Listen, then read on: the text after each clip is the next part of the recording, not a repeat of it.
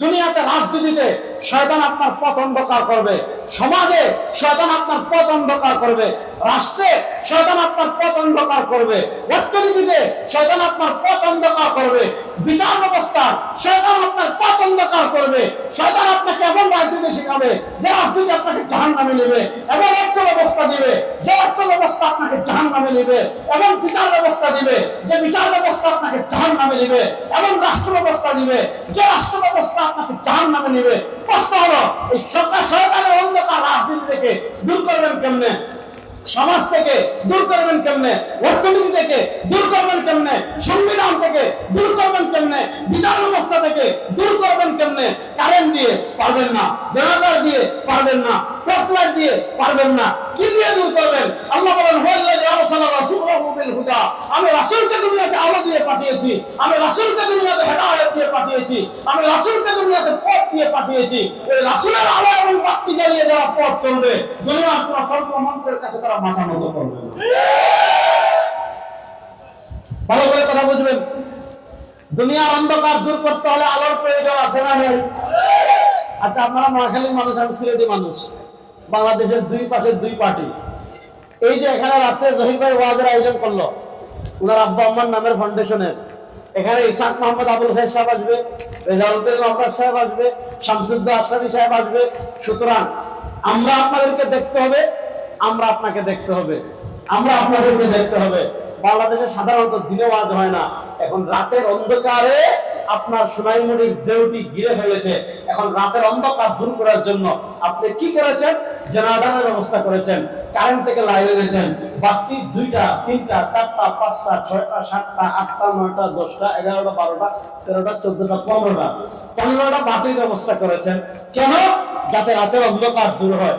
আজকে দেখেন, আমরা রাতের অন্ধকার দূর করার জন্য বাতির প্রয়োজন মনে করি, আজকে আমরা রাতের অন্ধকার দূর করার জন্য জেনারেটরের প্রয়োজন মনে করি, আজকে আমরা রাতের অন্ধকার দূর করার জন্য বিদ্যুতের প্রয়োজন মনে করি। কিন্তু ধর্মনিরপেক্ষতার অন্ধকার দূর করার জন্য, কথিত বাঙালি জাতীয়তাবাদের অন্ধকার দূর করার জন্য, রাজনৈতিক শিরক দূর করার জন্য, তাগুতের শাসন দূর করার জন্য, গায়রুল্লাহর শাসন দূর করার জন্য কোরআনের বাতি জ্বালানোর প্রয়োজন আছে না? কিন্তু সমস্যা হলো কি জানেন? এই তো সমস্যার জায়গায় আসছি, খুব ভালো করে বুঝবেন। হুয়াল্লাযী আরসালা রাসূলাহু বিল হুদা, আর বেদনা আমার লগে আছেন তো? আপনারা সবাই আমার সাথে আছেন তো? হুয়াল্লাযী আরসালা রাসূলাহু বিল হুদা, মনোযোগ, খুব মনোযোগ। হযরত ঈসা আলাইহিস সালাতু ওয়াস সালাম দুনিয়া থেকে বিদায় নিলেন। ঈসা আলাইহিস সালাতু ওয়াস সালাম আর আমাদের নবী করিম সাল্লাল্লাহু আলাইহি ওয়াসাল্লামের মধ্যে দূরত্ব কত বছর? 570 বছর।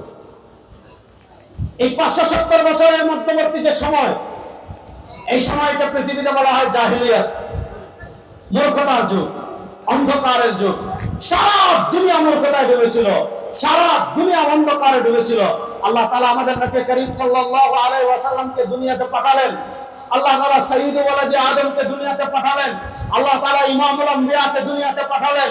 আল্লাহ তাআলা ইমামুল মুরসালিনকে দুনিয়াতে পাঠালেন। নবী করিম সাল্লাল্লাহু আলাইহি ওয়াসাল্লাম মক্কায় তিনি 40 বছর পার করলেন। হেরা গুহায় আল্লাহ নবী সাল্লাল্লাহু আলাইহি ওয়াসাল্লামের উপর ওহী আসলো। আল্লাহ নবী সাল্লাল্লাহু আলাইহি ওয়াসাল্লাম প্রথমে গোপনে গোপনে একজন, দুইজন, তিনজন আত্মীয়-স্বজন, কাছের বন্ধু, এদের কাছে আস্তে আস্তে দাওয়াত দেন, গোপনে দাওয়াত দেন। পুরো আরব রাত্রে যখন মদ খেয়ে মাতাল হয়ে পড়ে থাকে, সরওয়ার আলম সাল্লাল্লাহু আলাইহি ওয়াসাল্লাম দিনের দাওয়াত নিয়ে বের হয়ে যান। আরবের প্রচন্ড ধরনের পুরো মুশরিকরা যখন ঘরে বসে থাকে, এই আরবের প্রচন্ড রোদ উপেক্ষা করে সরওয়ার আলম সাল্লাল্লাহু আলাইহি ওয়াসাল্লাম দিনের দাওয়াত নিয়ে বের হয়ে যান। কয়েকজন সঙ্গী জুটেছে।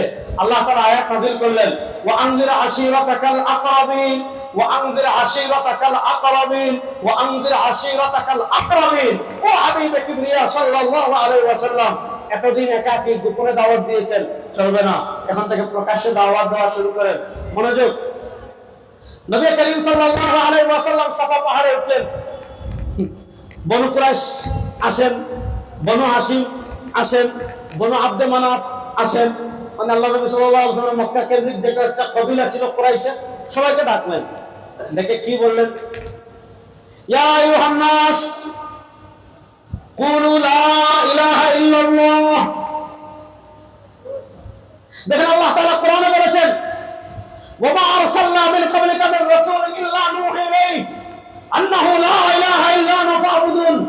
ভিডিওটি দেখার জন্য অসংখ্য ধন্যবাদ। নতুন ভিডিও পেতে আমাদের চ্যানেলটি সাবস্ক্রাইব করুন।